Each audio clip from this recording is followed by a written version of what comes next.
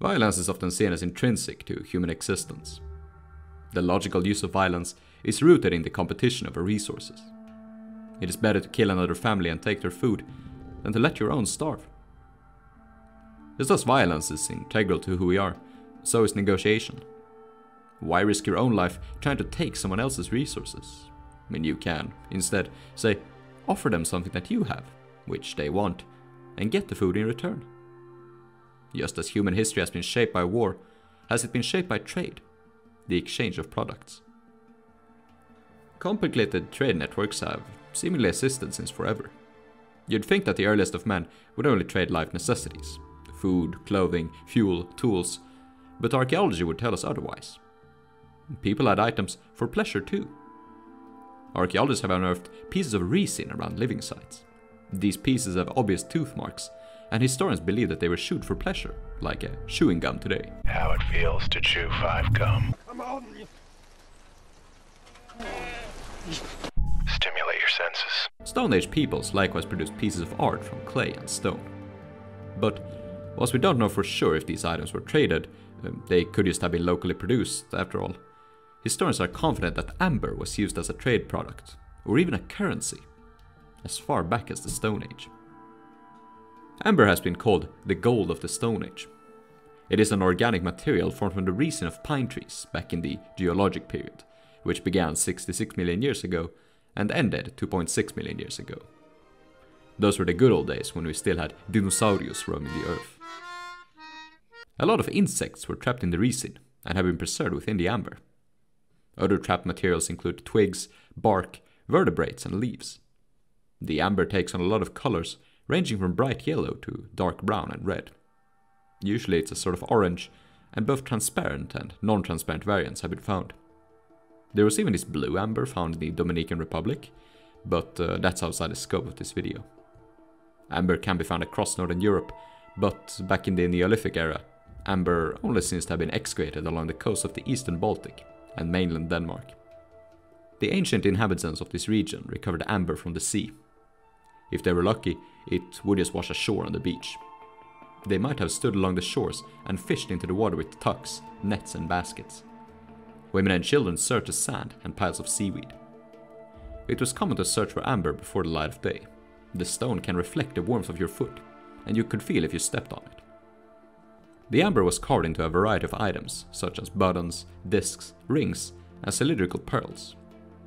They were commonly worn as neckwear, but they were of course wristwear.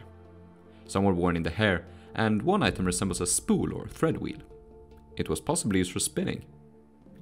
Sadly, they haven't found any fidget spinners, and I hope they never will. Other items came in the shapes of double-headed axes. These might have given luck in hunting or battle. Indeed, amber was believed to have magical properties, and was used in rituals and ceremonies. Lithuanian tribes employed it to drive out evil spirits, and most items have been excavated from burials. Amber figurines depict humans and animals. Some of these were owl masks, and it is believed they represent deities. It is known that an owl goddess was worshipped during Neolithic times, or feared, for she represented death. Interestingly enough, the owl was the Egyptian hieroglyph of death. These items often had holes bored in them, and could be worn as neckwear. Amber items from the Stone Age have been found in Estonia, Finland, Sweden, and Russia. As you might have noticed, amber wasn't excavated in these regions. So, this indicates some sort of trade network between the Baltic tribes and the rest of the north. However, we don't know anything about its organization or character. Some believe that amber was used as a trade good, almost as a currency. A hoard of 4,100 amber pearls, weighing 9 kilos total, was unearthed in Denmark. Instead of treasure chests, it appears that these amber hoards were kept in clay jars. The amber was probably exchanged for goods which we don't have any archaeological remnants of, stuff that would have rotted away like food, clothing and furs and skin. This network can be explained from another premise. Judging by the graves, clay idols and animal sculptures found in the region, historians believe that the different cultures shared a similar religion and economic structure. For example, they shared a tradition of producing similar earthenware, in which they stored their goods and food. Many of these jars were massive. They were buried in the cool earth as a sort of early refrigeration.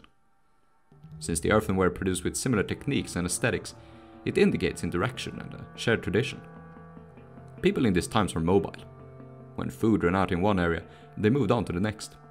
They went on long trips of hunting and fishing, so amber might just have been spread by immigrants. They could have been offered as tokens of friendship or prestige. Some believe that these items weren't to be held permanently. They were as mobile as the tribes. When you met a new tribe, you offered them the amber items as a token of friendship and a show of prestige. When they then met another tribe, they further exchanged the items. Indeed, trade has a social as well as an economic purpose. Some likewise believe that amber could have been used as a status symbol amongst a Neolithic aristocracy of sorts.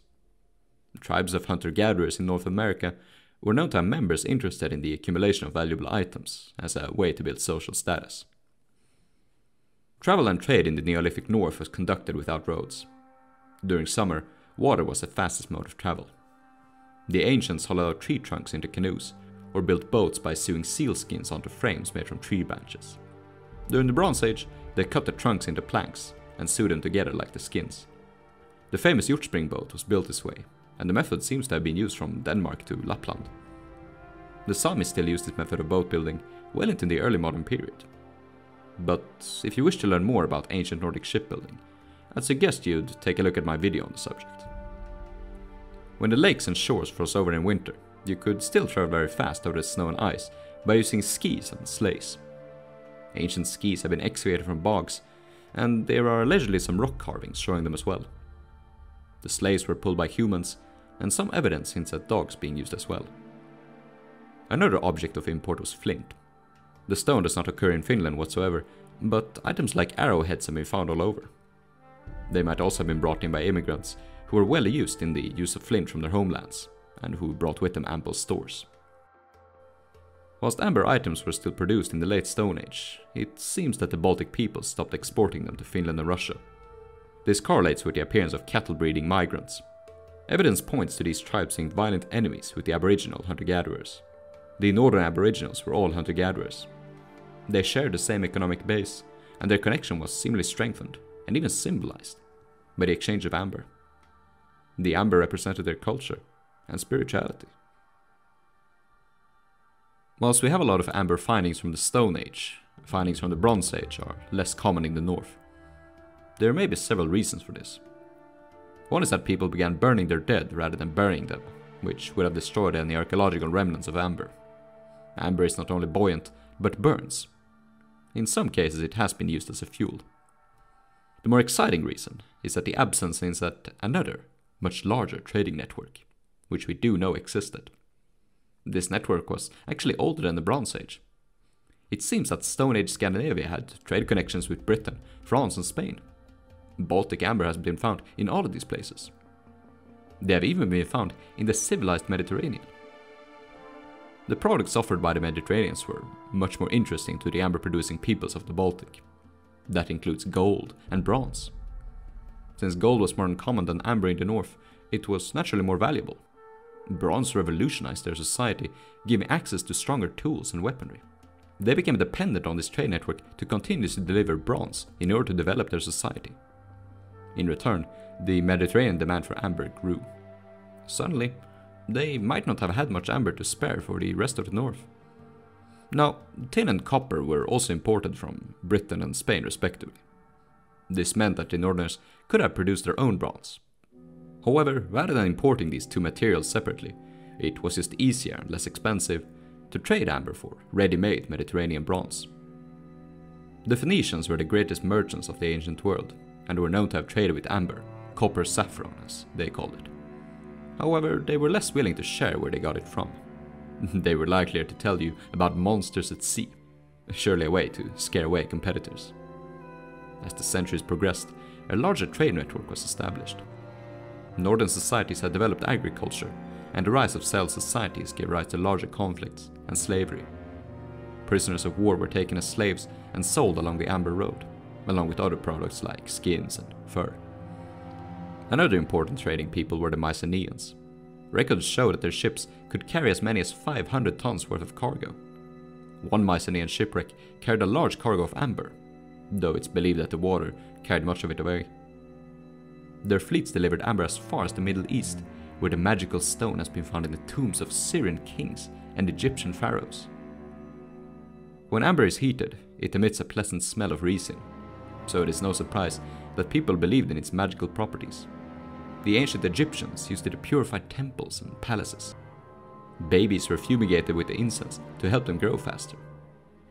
The Mycenaeans called it tear of the gods, and the Egyptians the tears of the eyes of Ra, the sun god. The journey to the Mediterranean was primarily undertaken by water. The route began in the river mouths along the Baltic coast and led down all the way to the Danube. Here it split, with one route heading through the Alps and into Italy, where they traded with the Etruscans. The other route went down the Danube into Greece and the Aegean Sea. Better boats that could carry more men and cargo were developed. Compared to the boats of the Stone Age, their hull was built from planks sewn together. The principal members of an expedition were traders, who were likewise diplomats. Then there was craftsmen and warriors. The warriors could offer their services as mercenaries, a good leverage in trade. The craftsmen could learn new techniques, such as metallurgy. Evidence points to new sword types being invented in the Mediterranean and spreading to Scandinavia within just a few years. These swords have been found in Danish graves. Since they show signs of wear, they were likewise used in real combat, perhaps by the aforementioned mercenaries, who knew what tactics and methods they had learned from the Mediterranean. These warriors seem to have shared other tendencies with their Mediterranean counterparts, such as furniture and hygienic implements like razors and tweezers. Some believe that religious and political ideas spread from the Mediterranean as well. The Amber Road had created a globalized world without historical precedent. The ancient Greeks had a deep spiritual connection to amber. The Odyssey makes several mentions. For example, Penelope was given an amber necklace by a suitor. In Greek mythology, amber was made from the tears of a nymph, or the tears that Apollo shed for his son, Aesculapius. The ancients might not have been too far off in their beliefs. A recurring theme in the symbolism of amber is that it protects life. Another ancient symbol of life is the hammer. The pounding of a hammer resembles the pounding of a heart. Lightning and fire are also symbols of life, and indeed, the Greek name for amber was elektron, meaning glowing. This is the origin of the word electricity, whose existence was proved by the philosopher Thales, when he rubbed amber with a piece of cloth to electrically charge it, enabling the attraction of small particles. The Amber Road saw great revival under Roman oversight, and it is from them that we get tons of written evidence. The Romans were strong believers in the medicinal properties of amber. They crushed and mixed it with honey and rose oil as a cure-all, or for massaging sore muscles. Amber was believed to cure stomach aches, asthma, sore throats, thyroid, and other throat diseases. This might be why most amber findings were worn around the neck. Pliny the Elder wrote how Roman women would wear amber neck rings, but they also used them for coins and small figurines. One of these figurines was worth as much as a strong and healthy slave. The peak of the Roman Amber Road began around the rule of Nero.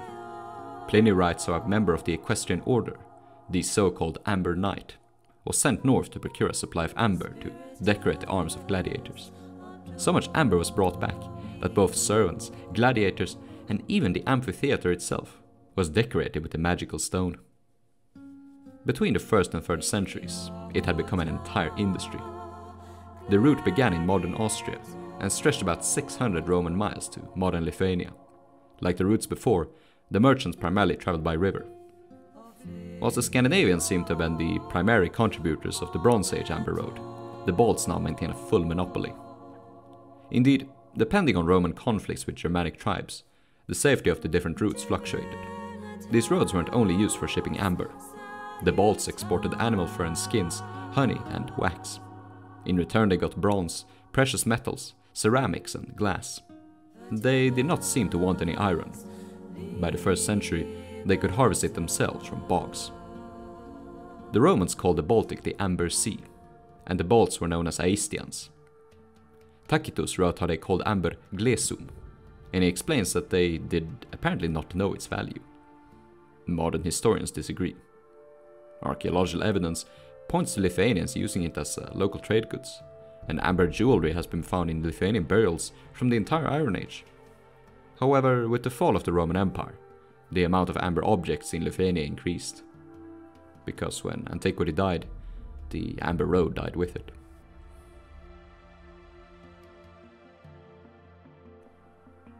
Of course, the trade of amber would continue into the Middle Ages and our modern day. The first book dedicated to amber was written in 1677 by P.J. Hartmann. Early modern men correctly believed that amber originated from resin, but since they believed in the biblical timeline, they were a bit off in dating the exact age of amber. It was during this time that the art of amber peaked. We saw entire objects made from amber, such as this trophy made in 17th century Poland. The greatest amber work of art ever made was the Amber Room. This was a great palace hall with walls and decorations made entirely of amber. The idea was conceived by Frederick I of Prussia, who gifted it to Emperor Peter of Russia in 1713. Russia... During World War II, the Germans sought to retake it. Since the Russians didn't have time to ship it away, they just covered up the walls in plaster. Well, the Germans weren't so easily fooled. They ripped the plaster away and carried the Amber Room back to Germany.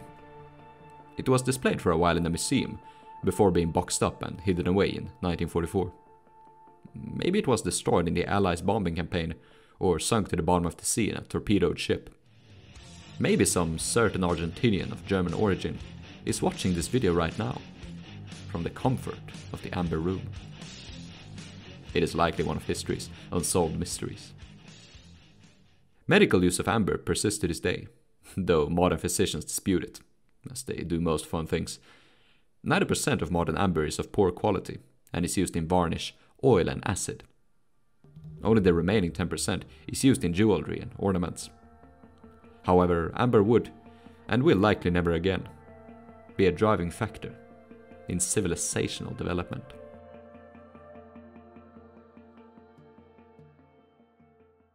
If you enjoy the content I produce, consider supporting me monetarily on Patreon. You'll find the link in the video description. Otherwise, please give the video a like and a comment, so that YouTube will show it to more potential viewers. And why not share it with a friend? Cheers.